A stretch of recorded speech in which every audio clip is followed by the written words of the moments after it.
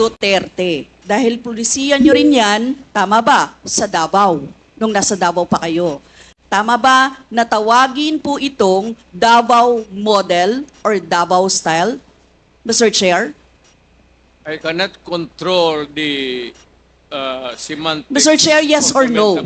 Davao style. Do not ask me to answer yes or no. You are not an investigator. Mr. Chair, tayo po ay nasa investigasyon kasalukuyan, Yes, Mr. but you Chair. are not an investigator. Why are you asking me to answer Mr. Chair, yes or no? tinatanong ko lang naman. Chair, point of Session order. suspended.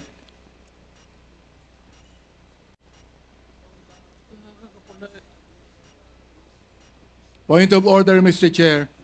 Ano ka, police? Point of order, Mr. Chair. The session is suspended for the meantime, so please, let's take time to calm things down, okay? Para ho maayos ang ating hearing sa ngayon.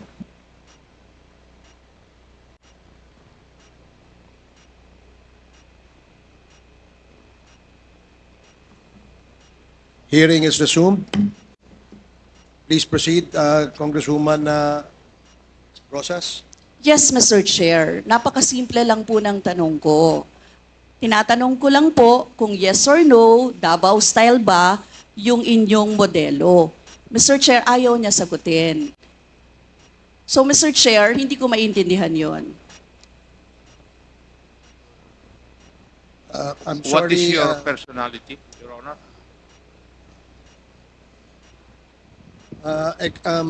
If I may, Secretary Bello, we normally, the committee does not allow the counsel of the witness to speak because the role of the counsel is limited only to counseling his client on his rights. Hanggang doon lamang po. But we cannot ask you to answer any questions that will be asked by any of the members. And that is what Thank you, is in Your the Honor. rules. Thank you, Your Honor. Actually, I'm not answering the question of Congresswoman Rosas, Your Honor. My point is, Your Honor, to allow the resource person to finish his answer. Okay, we will do that. Thank you, Attorney Bello. Thank you, Your Honor. Thank you. Congressman Brosas, maybe it is perhaps the former president would like to elaborate on his answer. We may ask questions that is answerable by yes or no, and as much as possible, we would ask the resource person to say only answer yes or no. But if he wishes to elaborate, and as long as it is germane and related to the answer to your question, we will allow that. But Yes. we will make it very, very short. Yes, Mr. Chair. Pwede namang mag-expound, Mr. Chair. Ang tinatanong ko lang, sa particular question na yon, maaari naman siyang sagutin ng yes or no. And then the explanation, Mr. Chair. Apo, apo. Mr. Do Pres- not control my answer, kung Your Honor. This is not an inquisition. It's a democratic process of investigation. Okay. Thank you, Mr. President. Sana po, if there are questions that will be propounded by the members, hopefully, medyo, kung gusto po natin mag-elaborate, we will allow that, provided that kung maaari po sanang iksian lamang po natin nang sa ganun, malinaw. And for the members who wish to ask questions that are answerable by yes or no, please make the questions very clear para ho masagot po ng yes or no, Your Honors. So I hope para ho maayos yung ating patakbo ng ating hearing sa ngayon. So please proceed, Congresswoman Brosas. Yes, Mr. Chair. Mr. Chair, ang tanong ko, sinasabi nyo rin na ang war on drugs ay talagang utos nyo. Diba? Pag sinabing war on drugs, Duterte yan. Sa inyo na nadikit yan. Unless, eto po, tanong na pwede nyo i-expound. May iba kayong gustong itawag doon? Meron po ba kayong gustong ibang itawag doon? Wala na po. Sabi ko, I assume full responsibility for whatever happened in the actions taken by the law enforcement agencies of this country to stop the drugs or the serious problem of the drugs affecting our people. Mr. Chair, next question. Nung naging mayor po kayo, sabi nyo naging safe ang Davao. Tama po ba? That would be that should be answered by a third person. I would not be answering that. It would be presumptuous of me to conclude. Hindi ako magsabi. I never said that Davao City was not publicly. Mr. Chair, as mayor, masasabi nyo na naging safe ang Davao sa panahon nyo? Talaga.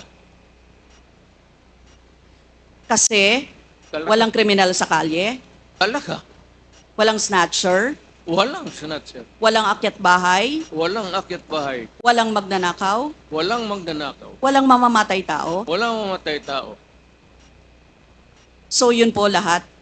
Yes. Oh. So walang mga kriminal o walang insidente ng kriminalidad.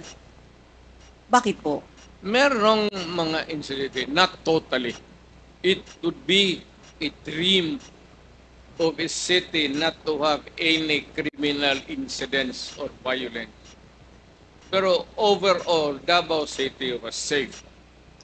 If the test or standard would be that a citizen of the city can walk all over the city and men and children can go home safely, unmolested, undisturbed. That was the standard that I gave to the police of Davao City. Mr. Chair, I would like to ask, no? Hindi ba nagkandamatay sila sa panahon na yon? Marami po. Sino-sino po ang mga pumatay? Wala akong listahan yan, ma'am. We have to go to the... Tawag nito. Hindi ko bit-bit. Ang bit-bit ko lang ho yung hindi. Mr. Chair, I would like to ask again, no? Sa inyo po na karanasan, kayo mismo ba pumatay? Ako, marami. Mga 6 o 7. So Ewan what- ko kung natuluyan yung, hindi ko na follow up sa hospital kung natuluyan.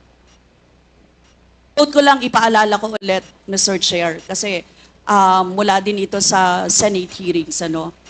I-quote ko lang po kayo, in Davao, I used to do it personally, just to show to the guys that if I can do it, why can't you? Correct. Sinabi niyo po yan sa mga business leaders sa meeting sa Manila.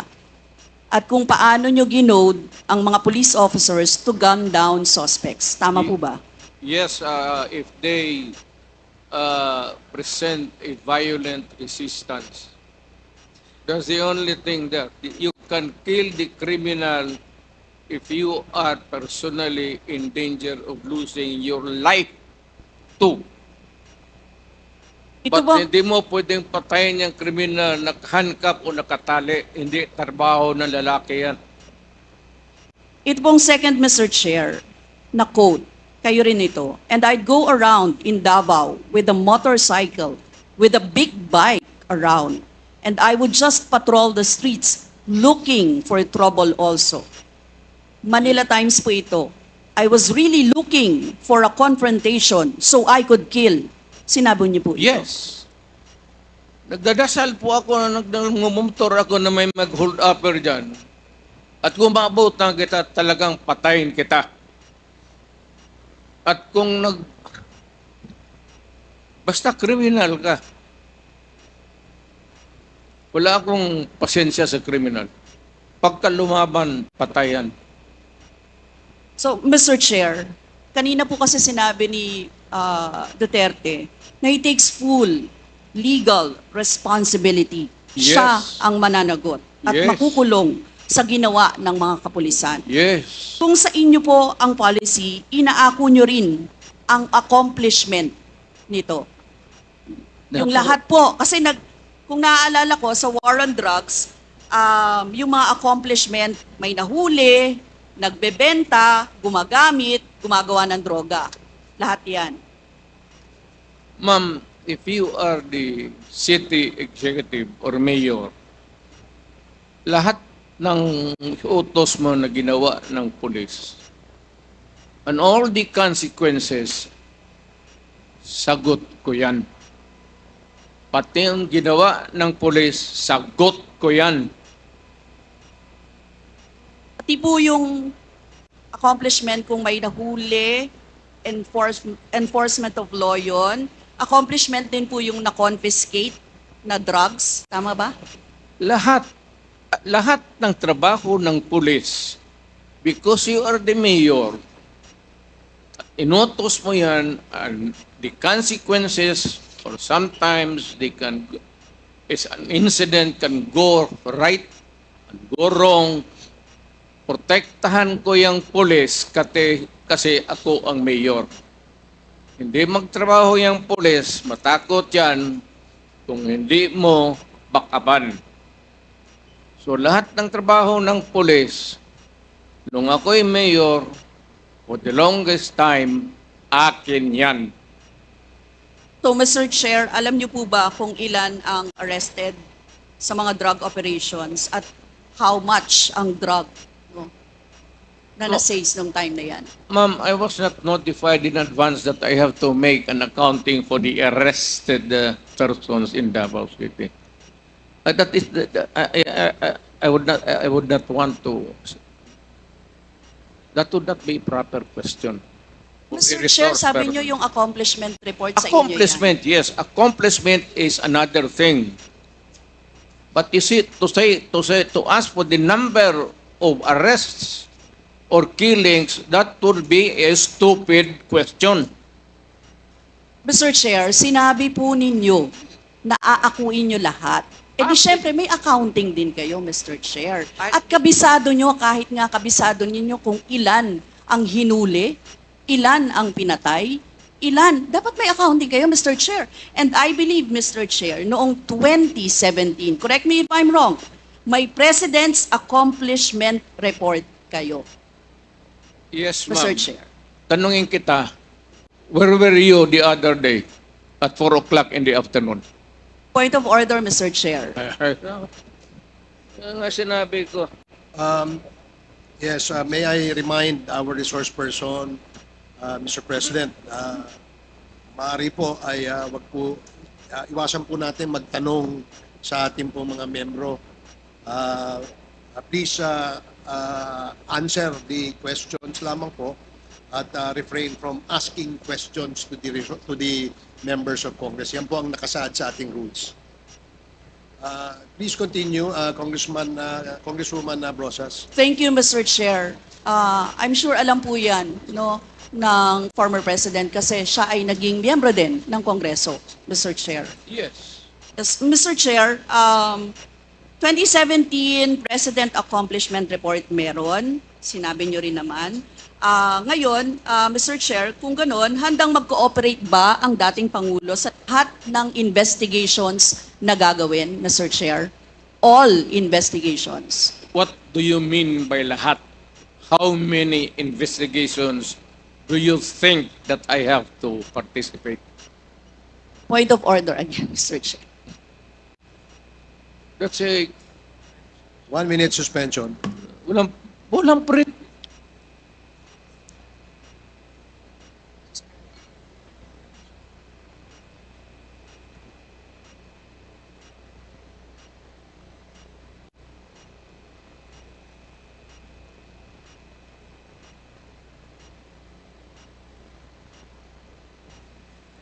Hearing is resumed.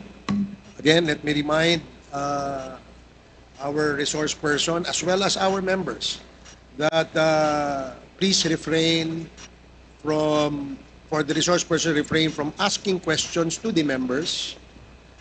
Please limit your reply to the questions being asked. At sa atin naman po mga members, please go straight to the point. Ask the resource person the question that you wish to be answered.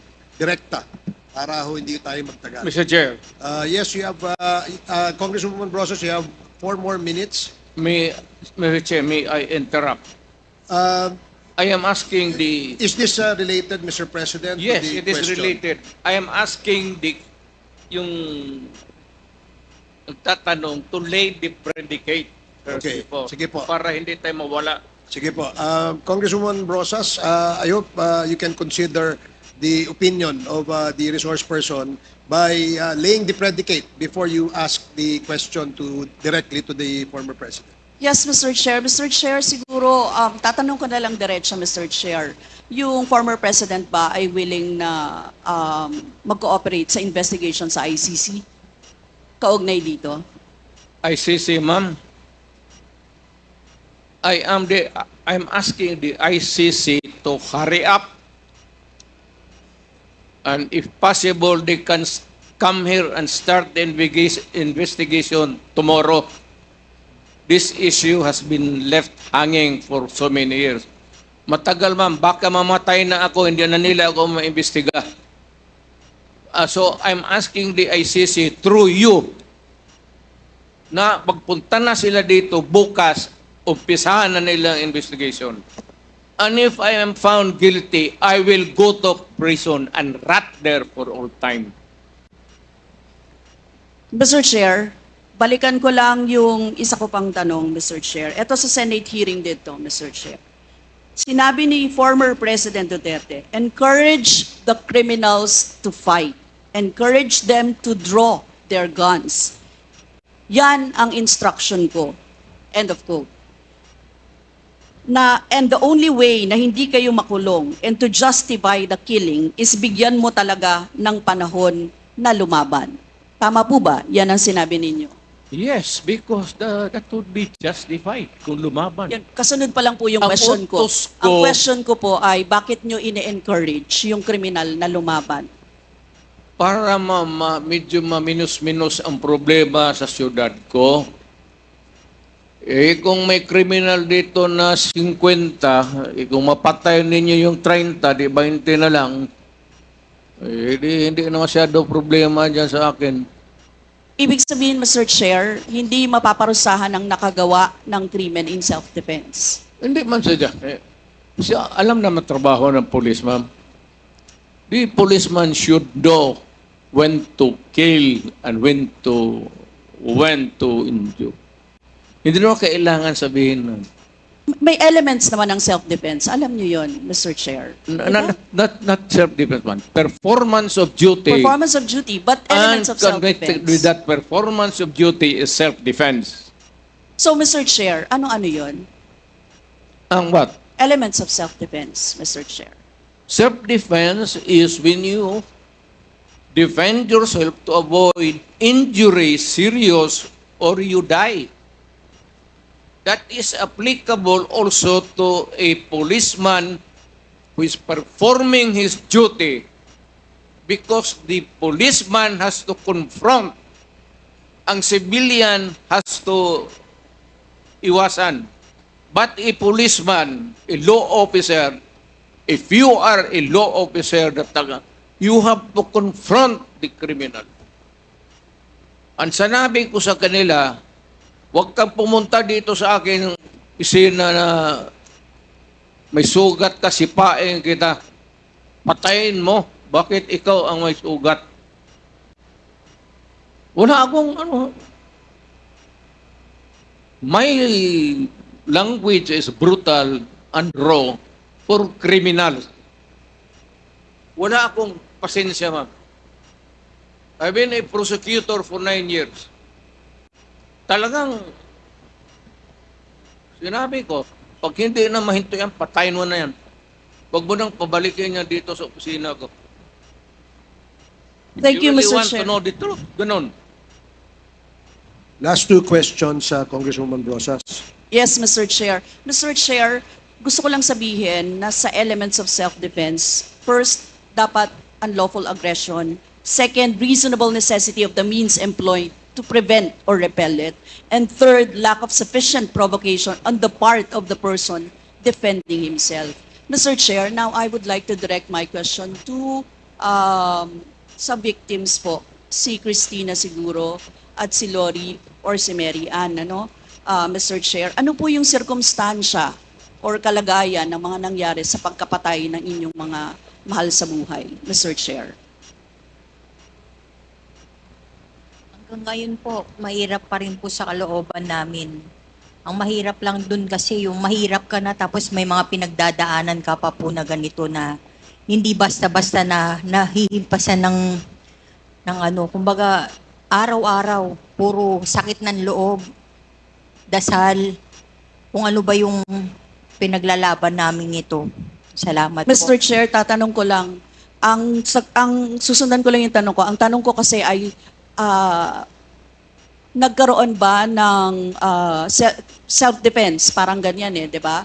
Ang Nanlaban. nangyari. Nanlaban ba yung Yun po inyong... ang sinabi nila sa akin na nagkamotor po yung bata na wala namang motor na hindi marunong magmotor. Yung pong nanlaban, yun po yung sinabi nila sa akin na nakipag-anuhan po daw ng baril. Pero ano ang nalaman ninyo sa investigasyon? Laban ba? Well, Meron bang unlawful aggression? Meron bang reasonable necessity para i-employ or i-prevent or i-repel yun? Meron bang lack of sufficient provocation mula sa parte ng tao na dinidepensahan yung sarili niya? sa lahat po ng mga nalaman ko po, dahil wala na rin naman akong ganun kaalaman ng ganyan po, lahat po yun gawa-gawang kwento po at wala rin pong napakitang ebidensya na nagsasabi ng katotohanan na nanlaban po yung bata. Si Nanay Lori siguro.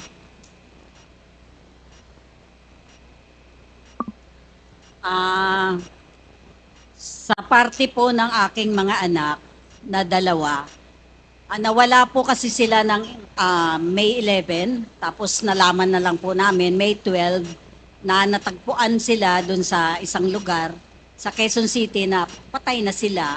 Kaya kumbaga, doon sa balita, yun yung napanood ng anak ko na sabi nga daw ay police operation. Pinaghahabol daw sila ng mga pulis hanggang sa nahuli sila at pinagbabarel. Yun po, kasi kukuha lang naman ng lisensya itong kuya, si Crisanto, kasi isa po siyang security guard. Kumuha lang siya ng lisensya noong May 11, pero hindi na ho siya nakabalik. Tapos kinabukasan ho, yun na panood na siya sa isang news sa TV na yun nga, natagpuan na sila na patay na. Tapos yun, pinaghahanap na po namin. Si Nanay Mary Ann. Yung time po nung pinas lang yung mag-ama ko, sa totoo lang, planado po ng mga pulis yun, na pumatay po sila. Ang hinahanap po nila, hindi po yung mag-ama ko, yung kapatid ng asawa ko. Nasa police report po nun. Halos planado po nila, nandyan na po yung soko, andyan na yung punerarya, na halos sa amin bilang mahihirap, wala kaming magawa. Halos talagang yung ginawa ng mga opisyal ng mga kapulisan na imbis na magtiwala kami, nawalan kami ng tiwala. Halos sa tingin po namin parang mga na po sila. Hindi na po nila ginagampanan yung mga obligasyon nila bilang mga pulis. Kaya yung time na yon, hindi po makatawo yung ginawa nila sa aming mga mahihirap. So sa tingin niyo po hindi nanlaban? Hindi po. Sa liit po ng bahay po namin, halos 3x3 lang po yung bahay namin. Kwarto lang po. Wala pong mga barilang mag-ama ko. Halos nakaload na po yung mag-ama ko noong time na yon. Paulit-ulit po kami nagmamakaawa. Pero pinaslang pa rin po yung mag-ama ko. Thank you, Mr. Chair. That would be all. Ano, lumalabas doon na may mga excesses talaga at mga violations na naganap, Mr. Chair. Mr. Chair, thank you, Mr. Chair. And siguro, Mr. Chair, for the next round of interpellations, pwede pong palista ulit. Maraming salamat, Yes, Mr. opo. Chair. Meron po tayong second round. So, ngayon po, ang susunod po na magtatanong ay si Congressman Dan Fernandez. You have 10 minutes. Thank you, Mr.